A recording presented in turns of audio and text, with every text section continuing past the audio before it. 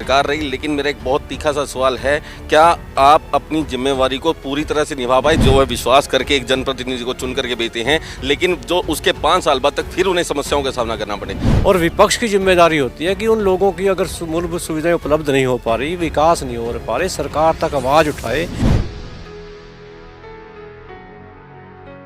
हरियाणा में एक ऐसा स्थल जो चारों तरफ से पहाड़ियों से घिरा हुआ है, मनमोहक नज़ारे ज़रूर नज़र आते हैं। उम्मीद की जाती है कि वो एरिया बहुत ही संपन्न होगा, लेकिन कालका क्षेत्र की अगर बात करूं, हरियाणा का बिल्कुल लास्ट एरिया है, वहां पर उतना विकास जो है वो नज़र नहीं आता जितना कि होना चाहिए। मेरे साथ में कालका के विधायक हैं, कांग्रेस से विधायक हैं, प्रदीप चौधरी जी।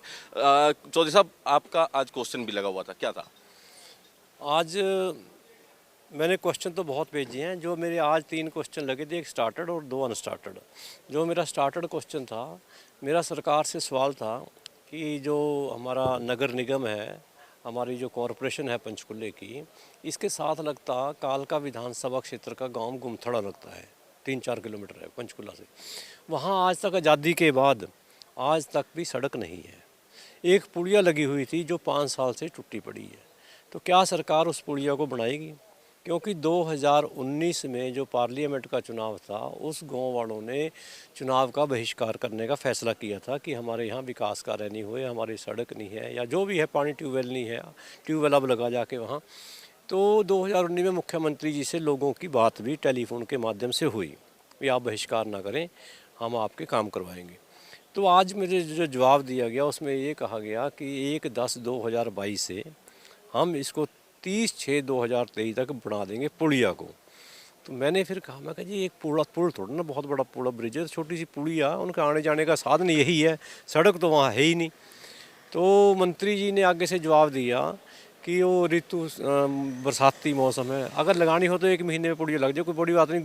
मतलब अगर गाँव वालों को भी पैसे दे दें, गाँव वाले कम पैसों में भी लगा दें और जल्दी भी लगाने का काम करें, लेकिन कहीं ना कहीं सरकार की मंशा ठीक नहीं। तो मैंने कहा, मुख्यमंत्री ये तो एक उदाहरण है एक गुंथड़ा का, आज भी हमारे ऐसे 50 गाँव होंगे जहां लोगों को कई कई किलोमीटर पैदल चलकर अपने गंतव्य पर पहुंचने के लिए या बस पकड़ने के लिए पैदल चलना पड़ता है। बरसातों में बच्चों को बड़ी दिक्कत परेशानी आती हैं। जैसे हमारा रायपुरानी का एरिया है, पंचकुला का विधानसभा क्षेत्र का बरवाड़ा ब्लॉक है, नारायणगढ़ क्षेत्र है, सैकड़ों गाँव ऐसे हैं जो हमारे मोरनी में एक ऐतिहासिक मंदिर है समलोठा देवी का, जो लोगों को पहले मोरनी जाना पड़ता है, 30-35 किलोमीटर का सफ़र फालतू करके जाना पड़ता है। अगर गोविंदपुर से ठाठर तक सड़क बन जाए तो ये सब नारायणगढ़ वाले, बरवाड़ा वाले, रायपुरानी वाले इस रोड से होकर इनको 25-30 किलोमीटर का लाभ होगा। तो ये सड़क बनाने का काम आप करें। चौधरी जी, क्वेश्चन तो मैंने अनेक को लगाए हैं। सड़कों की हमारी हालत बहुत ख़राब है, जो सड़क नई बनी वो टूट गई है, उसका भी मैंने जांच के लिए एक क्वेश्चन डाल रखा है। क्या ऐसी सड़कों की आप जांच करवाएंगे? क्या कारण रहा? 1 साल में 6 महीने में टूट गई, 6 महीने बाद रिपेयर हुई, फिर अब फिर दोबारा ख़राब होगी। तो ऐसे क्वेश्चन है। नशे के बारे में मैंने नशे का जो हमारे कालका विधानसभा क्षेत्र में नशे की हमने कई बार पुलिस को लिख के दिया, जगह के नाम बताए, फलानी जगह रेलवे रोड पर, रामबाग रोड पर या गांधी चौक में फलानी जगह पर नशा बिकता है, लेकिन कहीं ना कहीं पुलिस उसमें नाकाम रही।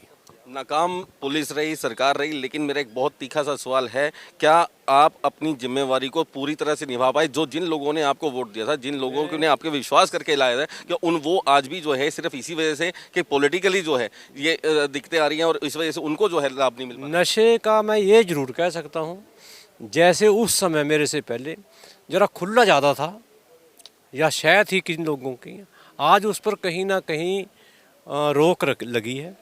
अब बहुत मतलब कि अगर जहाँ बिकता है, हम तो वह भी कह रहे हैं, मैं डीजीपी अपना सीपी साहब से भी नशे के बारे में मिला था मैं सबसे पहले जब चुनाव जीतने के बाद। उसके बाद भी हम समय समय पर यह बात उठाते रहे कि नशा पूरी तरह ख़त्म नहीं हुआ, लेकिन जो लोगों की शय थी या जो लोगों को डर नहीं था उस समय, वो आज कहीं ना कहीं डर के बेच रहे हैं। लेकिन सरकार की जिम्मेदारी है, पुलिस प्रशासन की जिम्मेदारी है कि उन लोगों को, मामला विकास से जुड़ा हुआ है प्रदीप चौधरी जी। देखिए, लोग जो है विश्वास करके एक जनप्रतिनिधि को चुन करके भेजते हैं, लेकिन जो उसके 5 साल बाद तक फिर उन्हें समस्याओं का सामना करना पड़े। तो ऐसे में आपकी जो भूमिका है, ऐसा है, जब सरकार बनती है 2 पक्ष होते हैं, एक सत्ता पक्ष एक विपक्ष।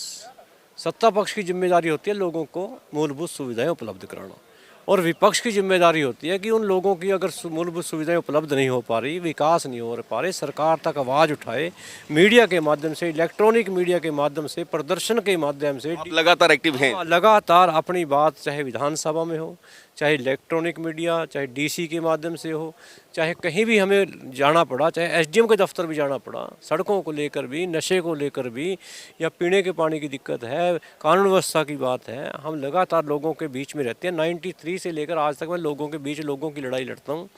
और निश्चित रूप से आज जो सड़कें टूटी हुई हैं वो ओपोजिशन के विधायक की नहीं।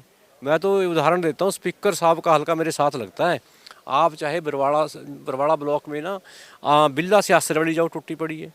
इनके हलके में अगर सुंदरपुर कामी की तरफ जाओ, मैं स्पीकर साहब को भी कहा, मैं कहा आपकी वो सड़क भी टूटी पड़ी है। कटौली से आप टंडा आडू बटवाड़ को जाओ, वो भी टूटी पड़ी है, बहुत सड़कें टूटी पड़ी।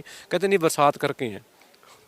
ये नहीं कि मैं खुद यहाँ विधानसभा में जो सत्ता पक्ष वाले एमएलए हैं वो भी काफ़ी इस पर परेशान हैं कि विकास कहीं ना कहीं, सड़कों का मामला जो है आज भी उठे कहीं सड़कों के मामले। राज्यपाल जी का अभिभाषण जो है कल हुआ था, उसमें जब चर्चा हो रही है, आप भी उसमें भाग ले रहे हैं? भाग लेंगे, उसमें बोलेंगे। क्या किस तरीके से हुए? जो पॉइंट्स कल आए थे उनसे संतुष्ट हैं? नहीं संतुष्ट नहीं। पीने के पानी के बारे ये कह रहे हैं हमने जल हर घर जल योजना फलाना, ये आज भी हमारे लोग कुओं से, खुले कुओं से पानी पीने पर मजबूर हैं। 15-15 मिनट पानी नहीं आता। लोग 2-2 टाइम पानी की डिमांड है। कहीं सुबह 4 बजे छोड़ देते हैं, कहीं रात को 12 बजे छोड़ देते हैं। 4 बजे उठना लोगों के लिए 12 बजे बड़ा मुश्किल है। तो क्यों ना 5-7 ट्यूबवेल पंजोर कालका के लिए अलग लगा दें। बड़ी दिक्कतें परेशानियाँ, कॉलोनियाँ रेगुलाइज नहीं हो पा रही। उनको मूलभूत सुविधाएं उपलब्ध तब होंगी जब रेगुलाइज होंगी वो कॉलोनियाँ। ऐसी बहुत सी समस्या हम उठाएंगे इसको। चलिए, ये थे प्रदीप चौधरी जी, जिनका साफ तौर पे कहना था कि समस्याओं का अंबार है इनके क्षेत्र में, लेकिन समस्याओं का निवारण करने वाला इनके साथ में कोई भी ऐसा शख्स जुड़ा नजर नहीं आता। सत्ता पक्ष जो है पूरी तरह से इनको निगलेक्ट कर रही है, अनदेखी की जा रही है। कैमरामैन सुनील के साथ सुनील सरदाना, न्यूज़ ऑनलाइन चंडीगढ़।